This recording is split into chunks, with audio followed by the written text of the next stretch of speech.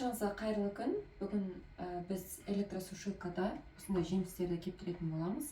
Бұл электросушилканы мен Pinduoduo сайтынан алдым. Ең арзан бағадағы электросушилканы алдым. Сондықтан бұның сапасын өте керемет деп айта алмаймын. Бірінші рет қолданып көрейін деп жатырмын. Бұның осындай несінен 5 штук бар екен. Тарелкасынан 3, 4, 5 штук бар. Кейбір осындай электросушилкаларда несі бар екен, пластилаға арналған тарелкалар бар екен, ал бұдан маған ондай тарелка келген жоқ. Одан кейін бізде мына жақта қосатын 2 кнопка бар, яғни біреусі қосатынды басасыз, және екіншісі яғни 35 градустан 70 градусқа шейін өзіңіз белгілеп қоса бересіз. Ал енді кеттік, бастап көрейік. Мен ең алдымен осындай апельсин, банан, одан кейін грушаны алдым. Осыларды біз қолданып көретін боламыз. Қолданбас бұрын нелерді, пластмассаларын жуып алмасаңыз, пластмассаның істері шығады екен.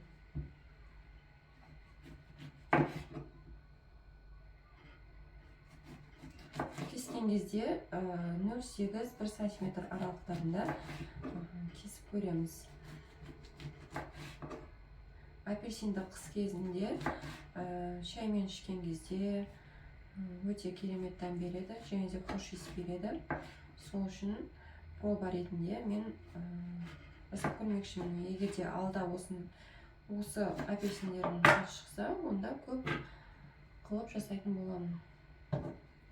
Тез кебу үшін ортасынан кесіп қойып жатырмын. Егер де тағы да одан да жылдам кепсін десеңіздер, 4-ге бөліп қоя берсеңіздер болады.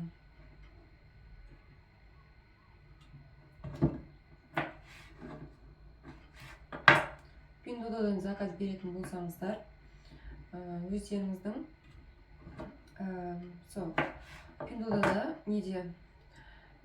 бағалар әртүрлі сападағы әртүрлі магазиндер болады.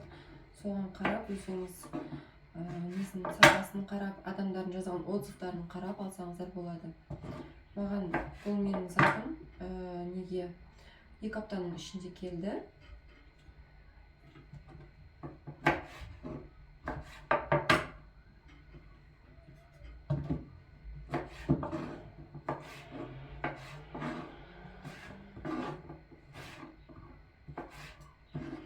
Егер де қалыңдау кесіп қойсаңыздар, бұның кебуі қиындау болады. Сол үшін кішкене сәл жұқа да емес, қатты қалың да емес қылып кесіңіздер. Егер де қатты жұқа қойсаңыздар, онда кеуіп ондай жұқа болып кетуі мүмкін. Кеуіп жоқ болып кетуі мүмкін. Сол себепті 0,8-1 см қалыңдық жетеді.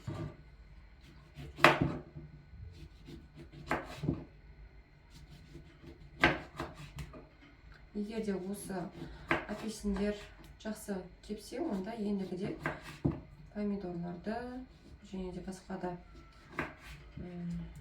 жемістерді қысқа кептіріп көреміз. Осы неден басқа да нелерде видеоларда қараған кезде осылай кептірген пайдалы деп қойған, чем ютуб деп недегі күнге кептіргенге қарағанда осылай кептірген жақсы дейді.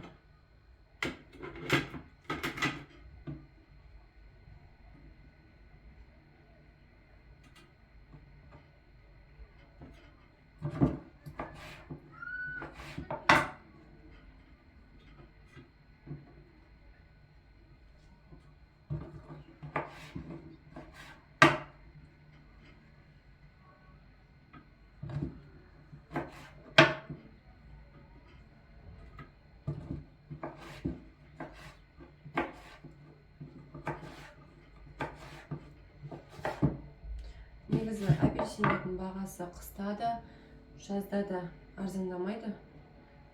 Меніңше бұны түрмесе де болатын шығар деп ойлаймын өз басым. Қазірде де бағасы қатты арзан емес. Бұдан гөрі басқа да қазіргі кездегі арзандау жемістерді кептіріп алған дұрыс деп ойлаймын.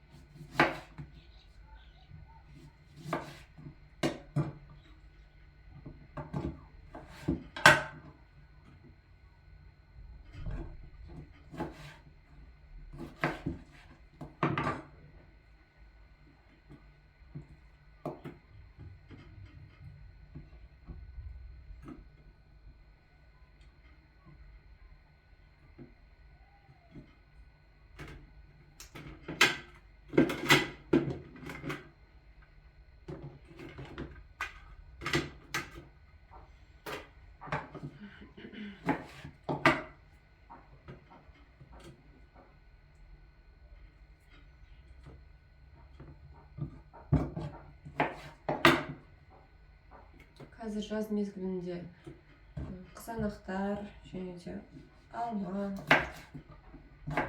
груша, тағы қандай жемістер бар? Помидорды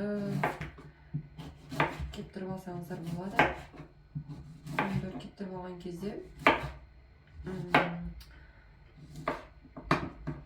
тамаққа қыс мезгілінде қоса берсеңіздер болады. Қазір көп адам морозильникке сақтап қояды екен.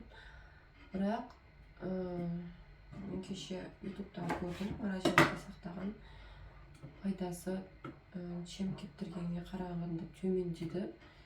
Немесе әркім өзінің пайдасын ойлап айтамын.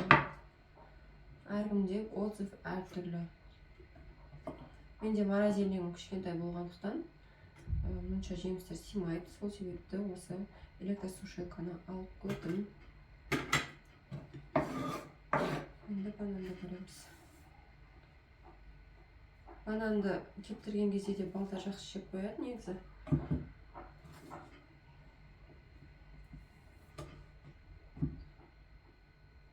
Бұны да қатты қалың емес, қатты жұқа емес етіп. Бұның 0,5 см қалыңдықта турай берсеңіздер болады.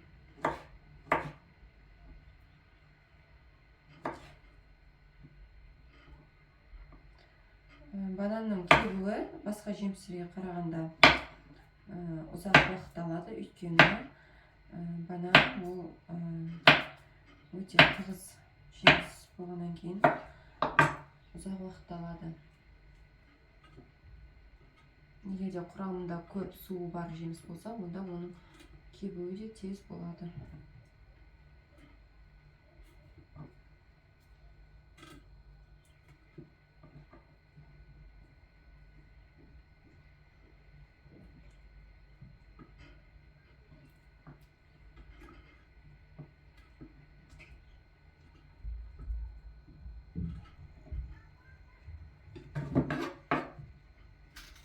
Екінші банан кетті.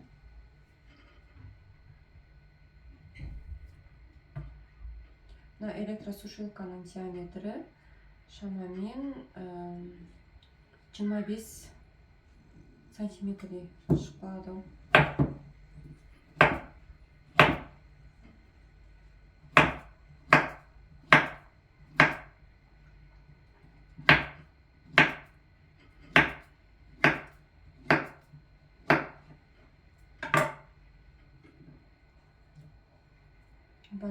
Бананда да дәрумендер өте көп. Бізде үйде балалар осы бананды жақсы жейді.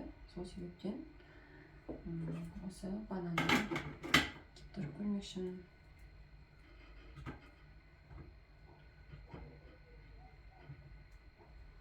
Тағы да бір кесіп шығарамыз.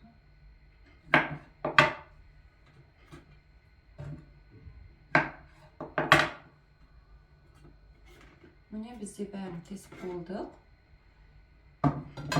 Бананды ең астына жіберейін. Үстіне оның кебуі ұзақ уақытты алады.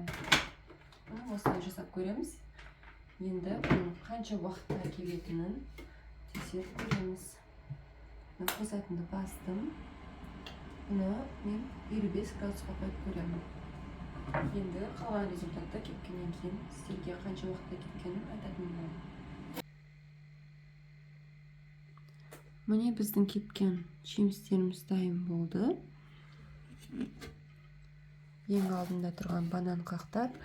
Бұл банандардың несі, дәмі кішкене қауынның қағына ұқсайды екен. Одан кейін бізде апельсиннің қақтары. Бұл апельсин, бұны шаймен ішкенге күшті екен. Яғни шай ішіне сап қойып ішесіз. Сол кезде апельсиннің соғы чем неге қарағанда, кәдімгі жеміс кеппеген жеміске қарағанда тез шығады екен шайға дәмі. Одан кейін грушаның қағы Бұл да дәмі басқаша, ерекше тәттілігі кепкеннен кейін одан да қатты арта түскен сияқты. Жалпы осы электросушилка алғыларыңыз келсе, магазиннен немесе Пиндоладан заказ беріп алсаңыздар болады.